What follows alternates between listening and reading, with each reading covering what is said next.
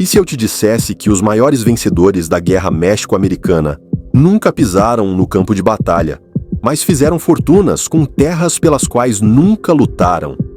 O que vou te contar agora é a história de uma guerra meticulosamente planejada, não apenas para conquista, mas para lucro. Uma guerra que encheu os bolsos de alguns e impulsionou a expansão implacável de um império. Uma nação construída pela guerra, e uma guerra que, por sua vez, construiu a nação. Na década de 1840, o mundo estava mergulhado em conflitos, cada um movido por diferentes interesses. As nações mais poderosas buscavam afirmar sua supremacia, alimentando políticas expansionistas que redesenhavam fronteiras e ambições. Em meio a essa disputa global, os Estados Unidos se encontravam em uma posição privilegiada para expandir seus territórios. Tendo conquistado a independência da Grã-Bretanha em 1760 e, depois, adquirido mais terras a oeste após uma segunda guerra contra os britânicos, a jovem nação estava ansiosa para avançar ainda mais suas fronteiras. Além dos limites já estabelecidos, havia vastas terras desocupadas, pelo menos aos olhos dos expansionistas americanos. No entanto, esses territórios já eram reivindicados por grandes potências, como a Grã-Bretanha, a Espanha e, após sua independência, o México. Mas, movidos pela crença em seu Manifesto do Destino, os Estados Unidos voltaram seus olhos para o oeste, prontos para reivindicar seu lugar na luta pelo domínio da América do Norte.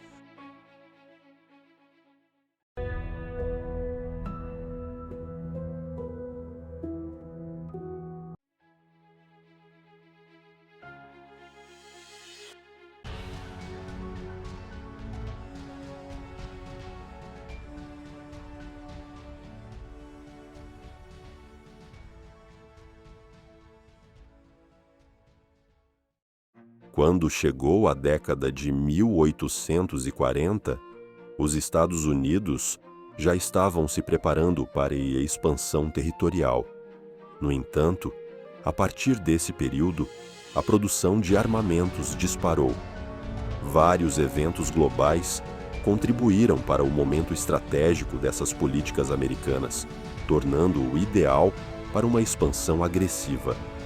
Primeiro, a Grã-Bretanha já não era mais um adversário direto no solo americano. Na verdade, depois de 1820, sua capacidade de manter a dominação global na Ásia, no Oriente Médio e nas Américas enfraqueceu consideravelmente. Com essa perda de influência, o Reino Unido já não conseguia mais impor a ordem mundial que antes sustentava. Para uma análise mais profunda, veja meu vídeo sobre a Companhia das Índias Orientais e seu papel nesse declínio. Ao mesmo tempo, o Império Espanhol também estava em queda livre, tendo perdido grande parte da receita gerada por suas antigas colônias sul-americanas. A maioria delas já havia lutado e conquistado a independência. A Espanha enfrentava dificuldades para manter o controle sobre o México e os territórios do sul, do que viria a se tornar os Estados Unidos. Problemas logísticos no fornecimento de navios de guerra e armamentos enfraqueceram ainda mais os esforços militares espanhóis. Além disso, ao contrário de britânicos e franceses, a Marinha Espanhola não conseguiu aproveitar os avanços da Revolução Industrial, deixando a outrora temida Armada Espanhola obsoleta e ineficaz. Enquanto isso, a China, a segunda maior potência mundial da época, estava mergulhada na Guerra do Ópio contra a Grã-Bretanha. Apesar do conflito, as exportações chinesas para os Estados Unidos continuaram sem interrupções. Diante desse cenário global, os Estados Unidos da América se encontravam em uma posição privilegiada para agir. Com uma economia interna em crescimento acelerado e um desejo insaciável por expansão, a nação aproveitou o momento para invadir o México e tomar vastas extensões de terra, redefinindo assim seu próprio futuro. Em 1840, o conceito de Produto Interno Bruto, PIB, como o entendemos hoje, ainda não havia sido desenvolvido e dados econômicos abrangentes não eram sistematicamente coletados entre as nações. No entanto, com base em registros históricos e estimativas, podemos avaliar a força econômica relativa e a influência de vários países e impérios naquela época. Na vanguarda do poder econômico global estava o Reino Unido, o líder indiscutível da Revolução Industrial. As indústrias britânicas estavam em plena expansão. Suas rotas comerciais abrangiam o globo, e sua marinha garantia o domínio sobre o comércio internacional. Com um império colonial em expansão, fornecendo matérias-primas e mercados, a economia britânica era a mais avançada e influente da época. Enquanto isso, a dinastia Qing da China, embora enfrentando declínio interno e pressões externas, permanecia como uma das maiores economias do mundo. Seu imenso tamanho populacional e vasta produção agrícola sustentavam seu peso econômico, apesar dos desafios crescentes impostos por potências estrangeiras, especialmente pelo Reino Unido durante as guerras do ópio. Na Europa continental, a França era uma força econômica formidável. Embora ofuscada pelo Reino Unido em produção industrial, mantinha um forte império colonial e expandia rapidamente suas capacidades industriais. O Império Russo, com seus vastos recursos naturais e imensa base agrícola, era outro jogador-chave, embora seu desenvolvimento econômico estivesse atrasado em relação às nações industrializadas da Europa Ocidental. Mais a oeste, o Império Austríaco continuava sendo uma força econômica e política dominante na Europa Central, aproveitando sua diversidade industrial e de recursos. Enquanto isso, a Prússia, a potência emergente que mais tarde formaria a Alemanha, fazia avanços significativos na industrialização e expansão militar, posicionando-se como um ator-chave nos assuntos europeus. Do outro lado do Atlântico, os Estados Unidos emergiam como uma potência econômica dinâmica. Embora ainda em desenvolvimento em comparação com as nações europeias, sua economia crescia rapidamente, impulsionada por exportações agrícolas, industrialização inicial e expansão para o oeste. Com vastos recursos naturais e uma força de trabalho crescente, os Epreiwa estavam no caminho para se tornarem um dos principais players globais nas décadas seguintes.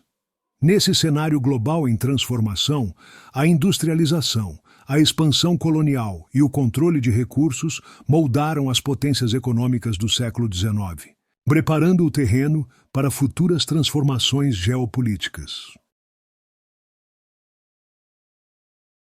Restringimos o crédito, limitamos as oportunidades, controlamos o desenvolvimento e nos tornamos um dos governos mais mal administrados, um dos mais completamente controlados e dominados do mundo civilizado. Não mais um governo baseado na livre opinião. Não mais um governo guiado pela convicção e pelo voto da maioria, mas um governo moldado pela opinião e pela coerção de pequenos grupos de homens dominantes.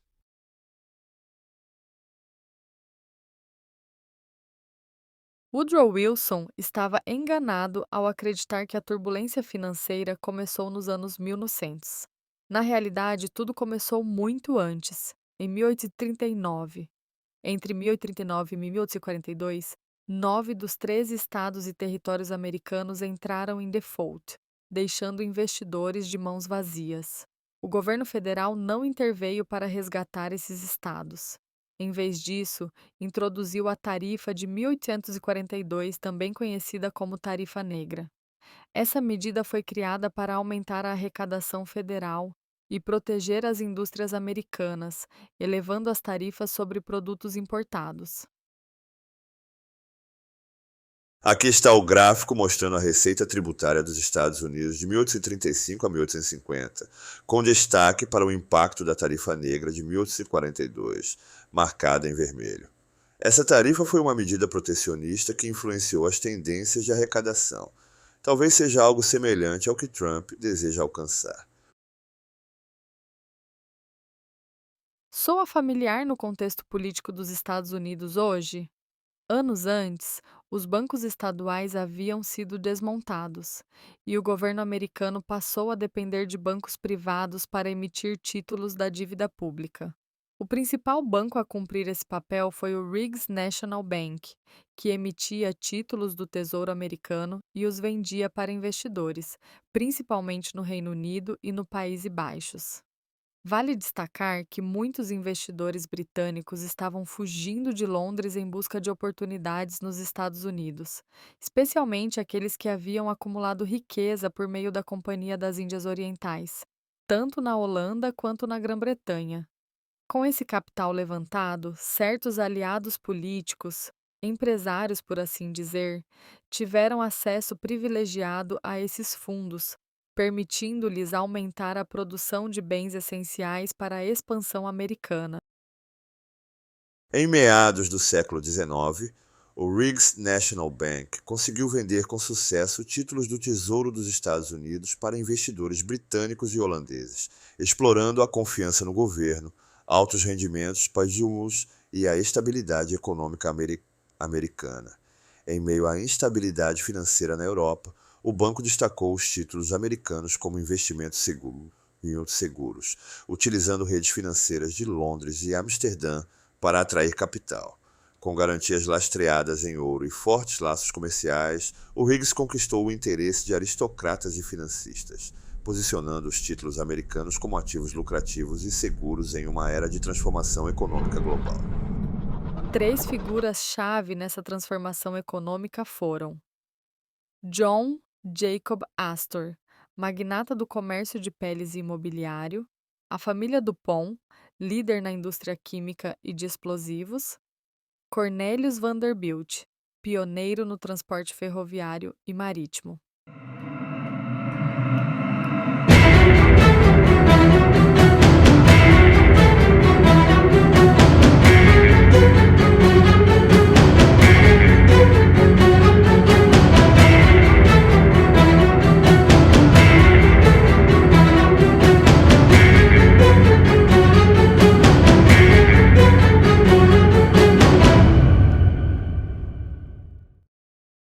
Entre 1838 e 1850, o aumento na produção de navios de guerra a vapor esteve diretamente ligado à política de segurança nacional do ZIL, reforçando o poder naval, a expansão territorial e a proteção do comércio. Estes navios fortaleceram a defesa costeira, garantiram as rotas comerciais marítimas e ajudaram a impor a doutrina Monroe, desencorajando intervenções europeias no hemisfério ocidental. Durante a Guerra México-Americana 1846-1848, os navios a vapor foram essenciais para bloquear os portos mexicanos.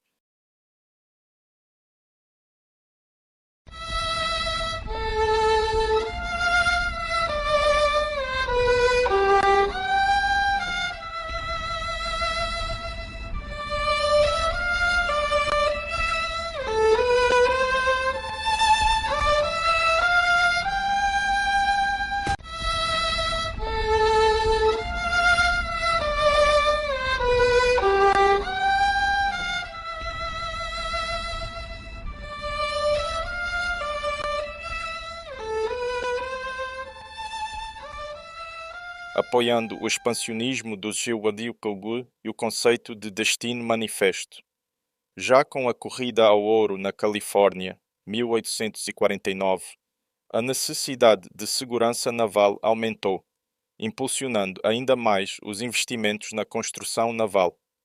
À medida que a economia americana crescia, também se expandia a sua força naval, consolidando os AUs como uma potência marítima emergente e alinhando a estratégia militar com as suas ambições económicas e geopolíticas ao longo do século XIX.